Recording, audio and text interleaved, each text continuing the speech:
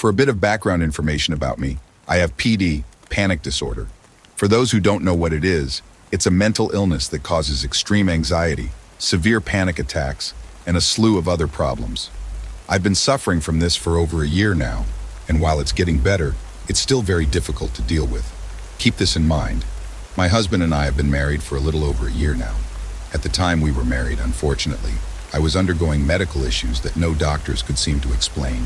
I was having panic attacks all the time, and they would be so severe I would have to be taken to the ER where they would have to literally sedate me to calm me down.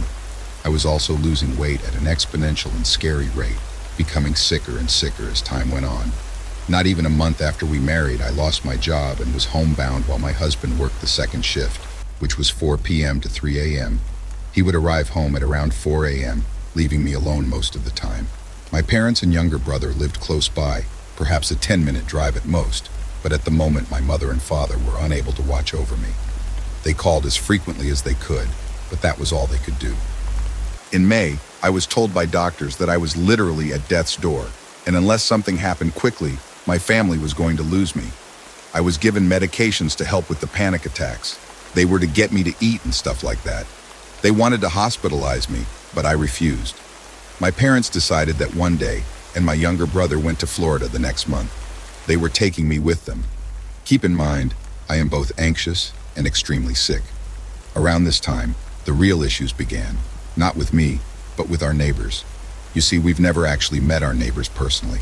My husband lived in the trailer for a month on his own before we married, and he always said they were odd, but they didn't seem to be of any concern.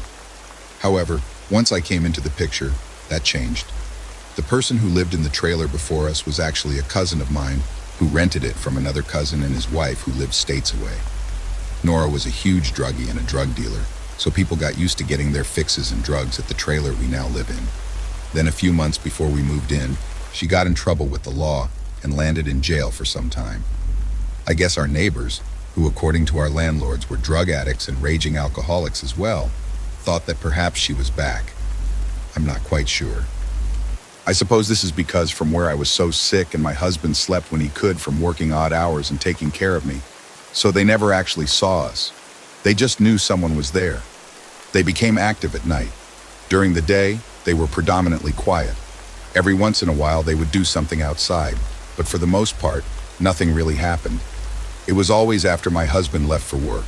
My car was still there, which should have told them at least someone was still home.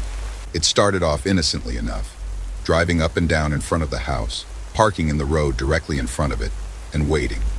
They'd honk the horn, but I ignored them. Several times I called my parents asking them what to do.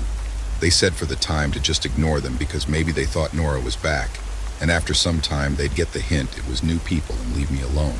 So I did just that, for a time. Then they started driving up the driveway and stopping at the porch. That's when I first called the cops. All I was told was that as long as they didn't encroach on my actual property, there was nothing they could do.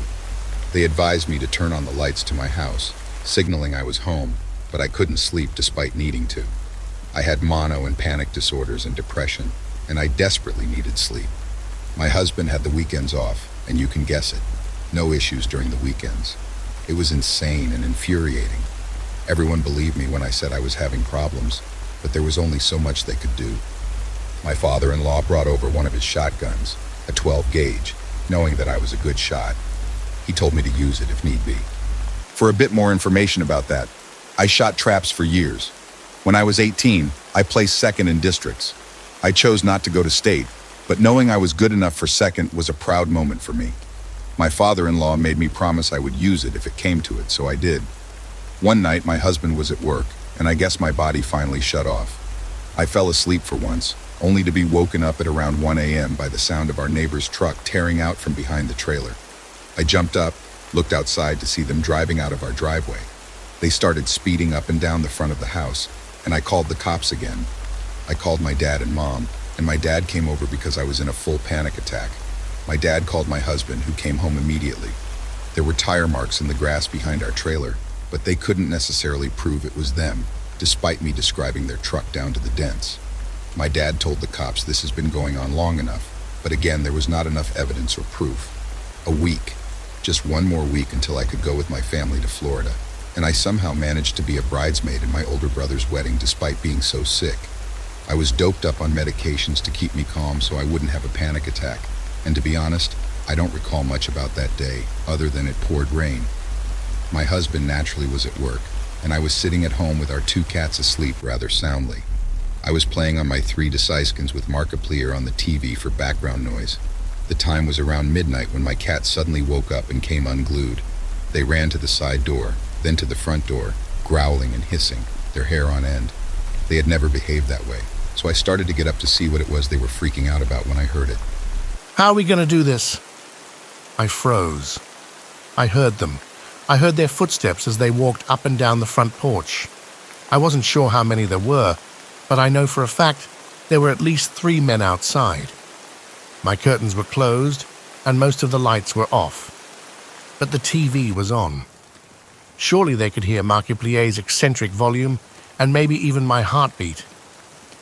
Here's what I could make out. They had gotten quieter. I heard their footsteps on the porch again.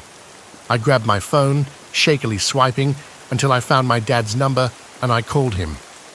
I remember breathing hard, feeling a panic attack setting in. Hello? They're here, they're here.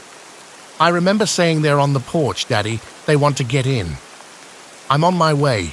Call the cops. I hung up, and then I heard them talking amongst themselves on how they wanted to break in, what they wanted, and a few other things. I ran into the bedroom, grabbed the 12 gauge, opened the chamber to see if it was fully loaded, and then called the cops. I left the lights off. I decided I was going to have them caught this time. I wasn't going to run them off. The dispatch answered, and I told them what was going on.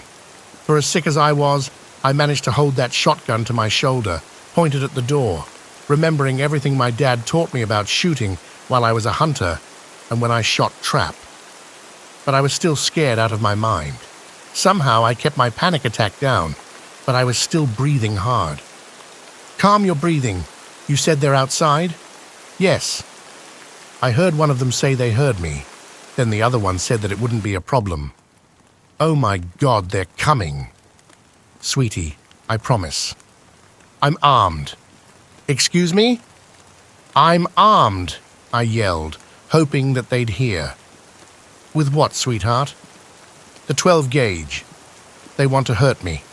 I'm not going to let them. She's armed, I heard dispatch tell the police, who I suppose were on their way. I heard armed from one of the guys outside, and then silence. Man, I can't. I heard their footsteps leaving. Then I saw the lights to my dad's truck. My dad's here. I lowered the shotgun and ran outside. My dad and younger brother were running out of the truck. My dad had the Judge in his hand, which is a pistol that shoots 12 gauge rounds, while my younger brother was holding a knife. It's my dad and my brother. They're gone too. Okay, one of the men, I don't see them. When the cops get there, disarm yourselves. Okay. And I thanked the dispatcher.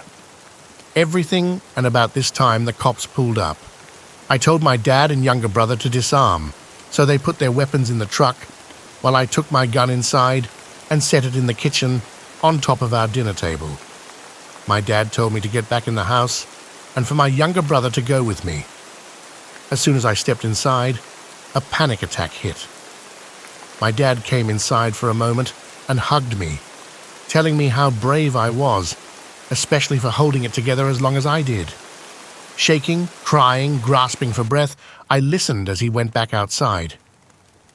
The cops had found footprints and an entire area on the porch where the men had tried to break in at one point, but the men had scattered, making it difficult for the cops to trace exactly where they came from.